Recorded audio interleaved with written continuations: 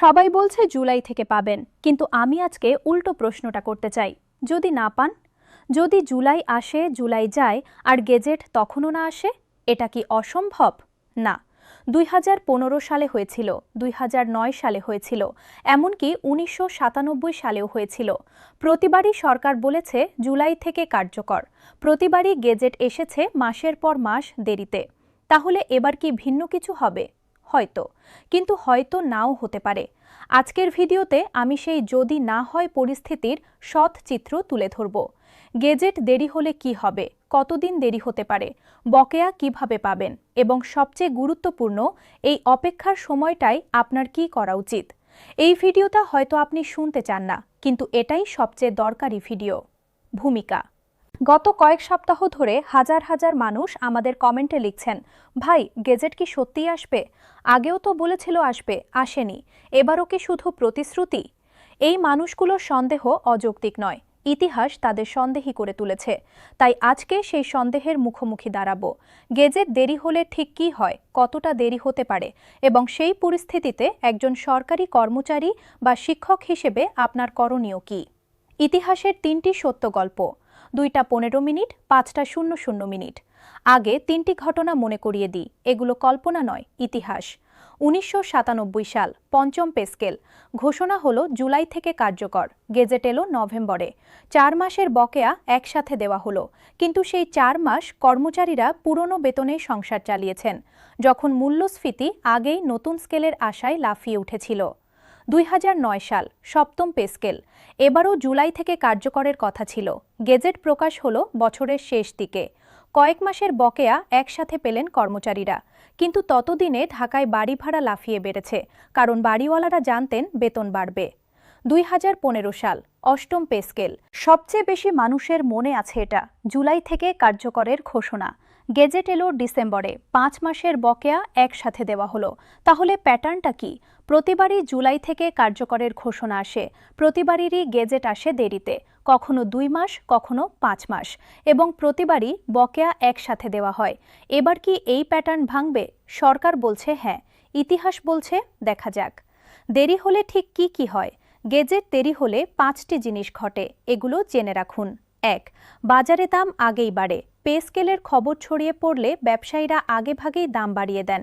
সরকারি লোকদের বেতন বাড়ছে, তাই দাম বাড়বে এই যুক্তিতে, অর্থাৎ বেতন হাতে আসার আগেই জীবনযাত্রার ব্যয় বেড়ে যায়। 2. বাড়ি ভাড়া বাড়ে। বাড়িওয়ালারা পে স্কেলের খবর পান, অনেকেই ভাড়া বাড়ানোর নোটিশ দেন গেজেটের আগেই, আর কর্মচারী তখন নতুন বেতন পাননি, কিন্তু বেশি ভাড়া দিতে হচ্ছে। 3. মানসিক চাপ বাড়ে। এলো বলে, আসছে বলে এই অনিশ্চয়তা মানুষকে ক্লান্ত করে। পরিবারের প্রত্যাশা তৈরি হয়ে যায়, স্ত্রী ভাবছেন নতুন আসবাব কিনবেন, সন্তান ভাবছে কোচিং শুরু করবে, আর যখন মাসের পর মাস গেজেট আসে না, সেই প্রত্যাশা হতাশায় পরিণত হয়। 4. ঋণের বোঝা বাড়তে পারে। অনেক কর্মচারী পে স্কেলের আশায় আগেভাগে কিছু ঋণ করে ফেলেন, কিস্তি পণ্য কেনেন, বড় খরচ করেন, তারপর গেজেট না আসায় সেই ঋণ গলার কাটা হয়।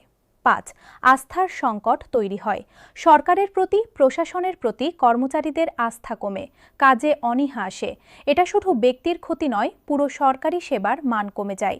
গেজেট কতদিন দেরি হতে পারে? বাস্তব হিসাব 7টা 30, 9টা 30। এবার একটু কঠিন সত্য বলি, এখন পর্যন্ত যা জানা গেছে তাতে গেজেট জুনের মধ্যে আসার প্রস্তুতি চলছে। তবে 3টি বাস্তব বাধা আছে। বাধা 1, আন্তঃমন্ত্রণালয় সমন্বয়। শুধু অর্থ মন্ত্রণালয় নয়, শিক্ষা মন্ত্রণালয়, জনপ্রশাসন মন্ত্রণালয়, প্রতিরক্ষা মন্ত্রণালয়, সবার সাথে বসে একটি গেজেটের ভাষা চূড়ান্ত করতে হয়। একটি বাক্যের ভুল মানে লাখো কর্মচারীর বেতনে গোলমাল, তাই এই কাজ তাড়াহুড়ো করা যায় না। বাধা 2, বাজেট পাস।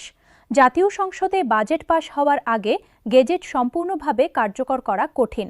বাজেটে পে স্কেলের বরাদ্দ না থাকলে গেজেট কাগজের টুকরো হয়ে যাবে।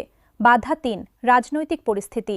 বাংলাদেশের বর্তমান রাজনৈতিক পরিবেশে যে কোনো সময় যে কোনো কিছু পরিবর্তন হতে পারে। সরকারের অগ্রাধিকার বদলে গেলে পে স্কেলের সময়সীমাও বদলে যেতে পারে। তাহলে বাস্তবসম্মত প্রত্যাশা কি? সর্বোত্তম পরিস্থিতি, জুনের শেষে গেজেট, আগস্টে বকেয়া সহ নতুন বেতন। মধ্যম পরিস্থিতি, আগস্ট বা সেপ্টেম্বরে গেজেট, অক্টোবর থেকে নতুন বেতন ও বকেয়া। সবচেয়ে দেরির পরিস্থিতি, বছরের শেষ দিকে গেজেট, কয়েক মাসের বকেয়া একসাথে। এর মধ্যে কোনটা হবে?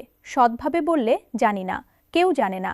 যে বলছে নিশ্চিত জুলাইতে পাবেন সে হয় ভুল জানে, নয়তো মিথ্যা বলছে। 1.5 ঘন্টা দেরি হলে আপনার করণীয় 6টি বাস্তব পদক্ষেপ। 9টা 30, 12টা 30। এখন সবচেয়ে গুরুত্বপূর্ণ অংশ। গেজেট দেরি হলে আপনি কি করবেন? পদক্ষেপ 1, এখনই একটা অপেক্ষার বাজেট তৈরি করুন। ধরে নিন পে স্কেল 3 মাস দেরি হবে। সেই 3 মাস আপনাকে বর্তমান বেতনেই চলতে হবে। এখনই হিসাব করুন কোথায় খরচ একটু কমানো যায়, কোন অপ্রয়োজনীয় খরচ বাদ দেওয়া যায়। এটা করলে দেরি হলেও সংকটে পড়বেন না। পদক্ষেপ 2, পে স্কেলের আশায় এখনই বড় ঋণ করবেন না। এটা সবচেয়ে বড় ভুল যেটা অনেকে করেন।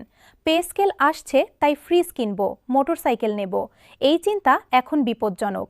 গেজেট না আসা পর্যন্ত বড় কেনাকাটা বা ঋণ থেকে দূরে থাকুন। পদক্ষেপ 3, বাড়িওয়ালার সাথে এখনই কথা বলুন। অনেক বাড়িওয়ালা পে স্কেলের অজুহাতে ভাড়া বাড়াতে চাইবেন। আপনার চুক্তিপত্র দেখুন। যদি চুক্তিতে নির্দিষ্ট মেয়াদের আগে ভাড়া না বাড়ানোর শর্ত থাকে সেটা মনে করিয়ে দিন। আর যদি চুক্তি না থাকে এখনই একটা সহজ চুক্তি করে নিন। পদক্ষেপ 4, কর্মচারী সংগঠনের সাথে যুক্ত থাকুন।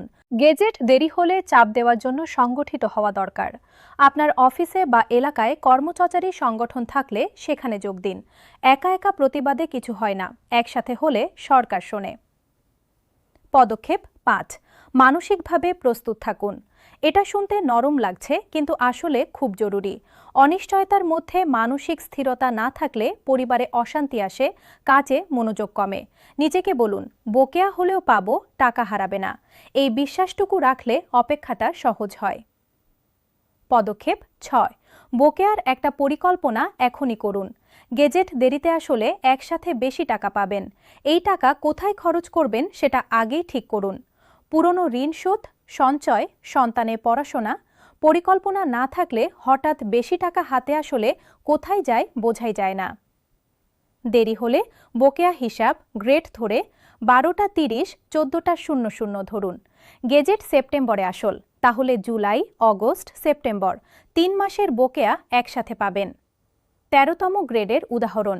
মাসিক বৃদ্ধি প্রায় 12,475 টাকা। 3 মাসের বকেয়া 12,475 গুণ 3 সমান 37,425 টাকা।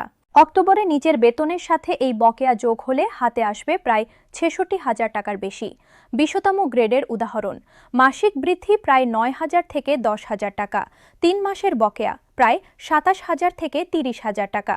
সেই মাসে নিজের বেতনসহ হাতে আসবে প্রায় 48,000 থেকে 50,000 টাকা। 10ম গ্রেডের উদাহরণ। মাসিক বৃদ্ধি প্রায় 7,000 থেকে 8,000 টাকা। 3 মাসের বকেয়া প্রায় 21,000 থেকে 24,000 টাকা। দেখুন, দেরি হলে কষ্ট আছে, কিন্তু বকেয়া পাওয়ার সময় একটা বড় অঙ্ক হাতে আসবে। সেটা ভালোভাবে কাজে লাগাতে পারলে দেরিটাও সুযোগে পরিণত হতে পারে। শেষ কথা, ভয় নয়, প্রস্তুতি। 14টা 00, 15টা 15 মিনিট। আজকের ভিডিওটা হয়তো আপনাকে একটু চিন্তিত করেছে, কিন্তু এটাই ছিল উদ্দেশ্য। ভয় পাওয়ানোর জন্য নয়, প্রস্তুত করার জন্য। যে মানুষ জানে বৃষ্টি আসতে পারে সে ছাতা নিয়ে বের হয়, যে জানে না সে ভিজে ঘরে ফেরে। গ্যাজেট সময় মতো আসুক, আমরাও চাই। আসলে আপনি প্রস্তুত ছিলেন, তাহলে ভালো। দেরি হলেও আপনি প্রস্তুত, তাহলেও ভালো। দুটো ক্ষেত্রেই আপনি এগিয়ে থাকবেন যারা শুধু অপেক্ষা করছেন তাদের চেয়ে। গেজেট যেদিনই আসুক আমরা সেদিনই সম্পূর্ণ বিশ্লেষণ নিয়ে হাজির হব। সেটা মিস করতে না চাইলে এখনই সাবস্ক্রাইব করুন এবং বেলটা চেপে রাখুন। প্রিয় দর্শক, আজকে যে কথাগুলো বললাম সেগুলো হয়তো অন্য চ্যানেলে শুনবেন না, কারণ জুলাই থেকে পাবেন নিশ্চিত বললে ভিউ বেশি আসে। কিন্তু হয়তো দেরি হতে পারে, প্রস্তুত থাকুন বললে মানুষ সত্যিকারের উপকার পায়। আমরা দ্বিতীয়টাই বেছে নিয়েছি। আপনার মনে কি গেজেট নিয়ে কোনো সংশয় আছে? কমেন্টে লিখুন। আপনার প্রশ্নের উত্তর দেওয়ার চেষ্টা করব। ভিডিওটা ভালো লাগলে একটা লাইক দিন এবং আপনার পরিচিত সরকারি কর্মচারী বা শিক্ষকদের সাথে শেয়ার করুন, যাতে তারাও প্রস্তুত থাকতে পারেন। আজকের মতো বিদায়। ভালো থাকুন, সুস্থ থাকুন। আল্লাহ হাফেজ।